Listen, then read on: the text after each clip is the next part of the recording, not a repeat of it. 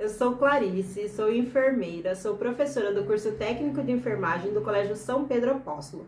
Hoje eu me encontro lotada pelo Núcleo de Educação, pela Secretaria de Educação do Estado do Paraná. E hoje venho trazer para vocês um videozinho no qual a gente vai conversar um pouquinho sobre os nossos conteúdos diários de assistência de enfermagem. Então eu vou falar para vocês da enfermagem clínica, sobre sinais flogísticos. Quando a gente fala sobre sinais flogísticos, nós temos uma gama de assuntos muito oportunos para falar sobre infecção, métodos de prevenção, como é que esses sinais infecciosos aparecem. Então eu vou conversar com vocês hoje um pouquinho sobre isso. O que são sinais flogísticos? Sinais flogísticos são manifestações clássicas da inflamação, uma resposta do sistema imunológico a lesões ou infecções. São 5 esses sinais flogísticos principais: rubor, calor, edema ou tumor, dor e perda da função. O que é o rubor? O rubor é a vermelhidão observada na área inflamada. Então, se eu tenho ali uma lesão, um machucado, eu tenho uma vermelhidão ao redor, e essa vermelhidão, ela a gente pode chamar de rubor. Um exemplo, uma vermelhidão ao redor da ferida ou de uma infecção cutânea na pele. Isso, aquela vermelhidão, ela é o rubor. Nós temos o calor. O calor significa que ali naquele local tá quente, você põe a mão e ele tá enfebrado. Então é um aumento da temperatura local na área inflamada.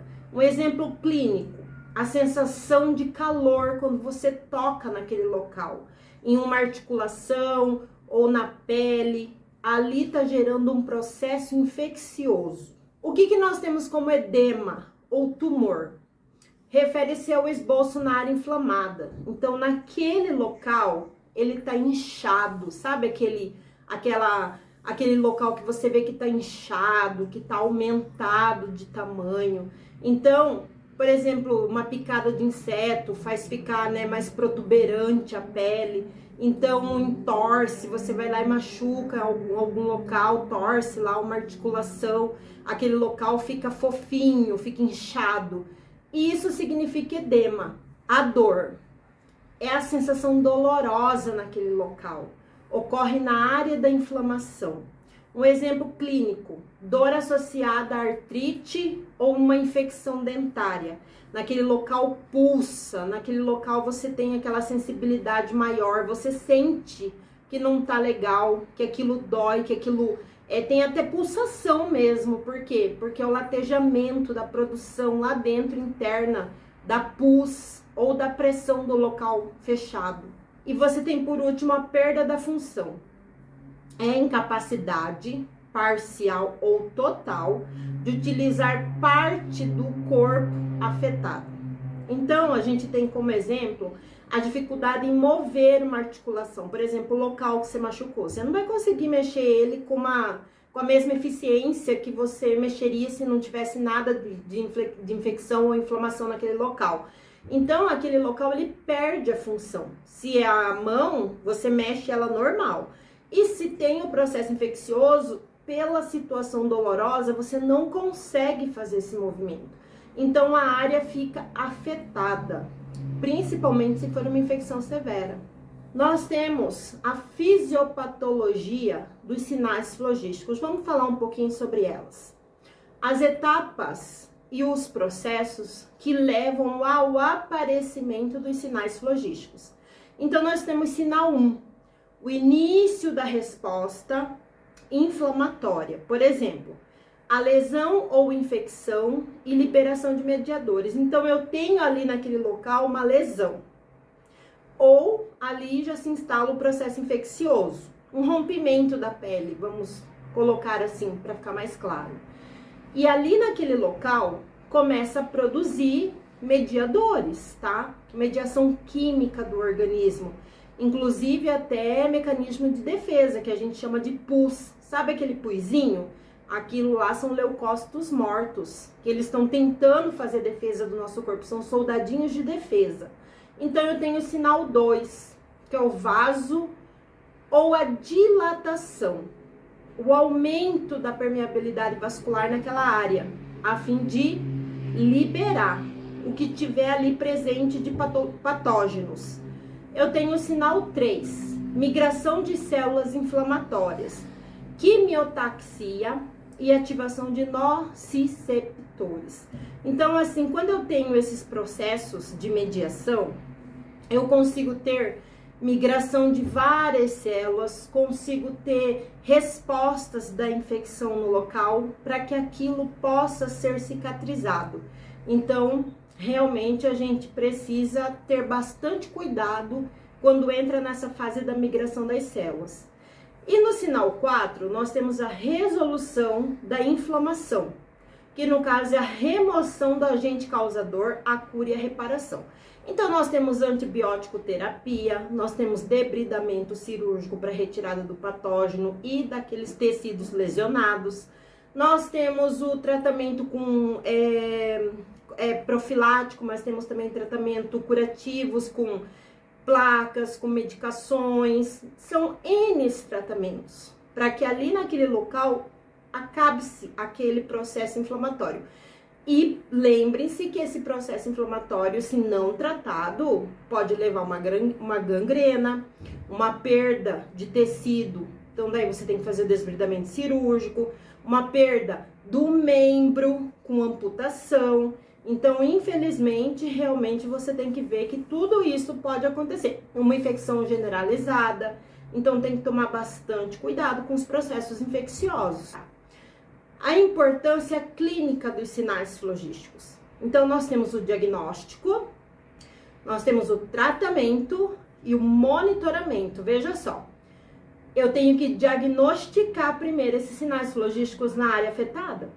Eu tenho que fazer o tratamento para liberar esses locais que estão afetados. E eu tenho que fazer o monitoramento para ver se eles permanecem, se eles continuam ou se eles foram extinguidos com medicações e tratamentos. Então, é um processo que, despende tempo, não é tão simples. E nós temos a compreensão do que são os sinais flogísticos. Que esses sinais flogísticos, eles são essenciais para qualquer profissional da saúde.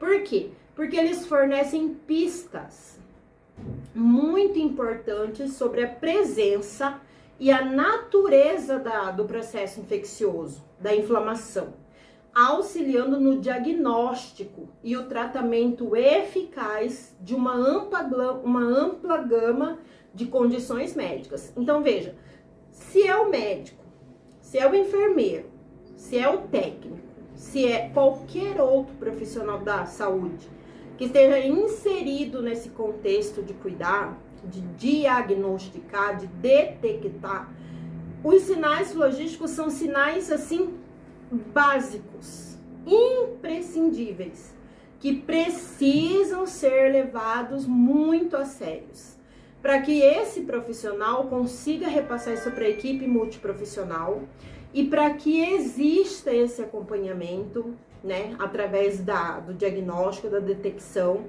e aí então o tratamento, a resolução do quadro, para que não se chegue num problema maior, que no caso seria, por exemplo, uma septicemia, uma infecção generalizada, levando até mesmo ao óbito.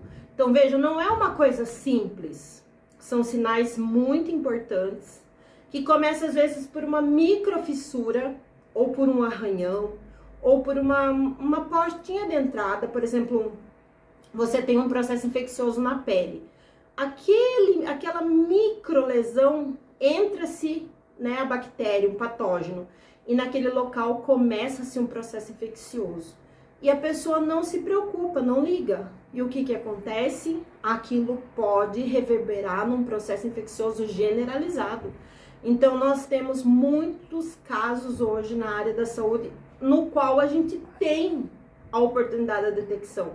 E isso a gente não fala só para profissionais, a gente fala para qualquer pessoa que a gente hoje possa conversar. Eu acho que é capaz de entender o que são sinais flogísticos e a importância da detecção, do que é o processo de cada fase, e como é que pode ser evitado, para que não recorra a danos futuros. Porque, veja, hoje em dia, se a gente for parar para pensar, é muito mais fácil você detectar as coisas no princípio, no início, e você fazer a parte curativa de uma forma resolutiva, às vezes até em casa, com acompanhamento na unidade de saúde, do que você ter que ficar no hospital, hospitalizado, passar por um processo cirúrgico complexo, e aí você ter, às vezes, um resultado até inadequado, porque, veja, se você perde um membro, se você perde uma parte do corpo, né? Então, assim, hoje em dia, esse é um conhecimento aberto para todos, que todos podem ter acesso. Então, é por isso que a gente vem falar sobre sinais flogísticos, pela sua importância. Então, nós temos esse material, essa aula foi para hoje, e finalizamos por aqui. Obrigada!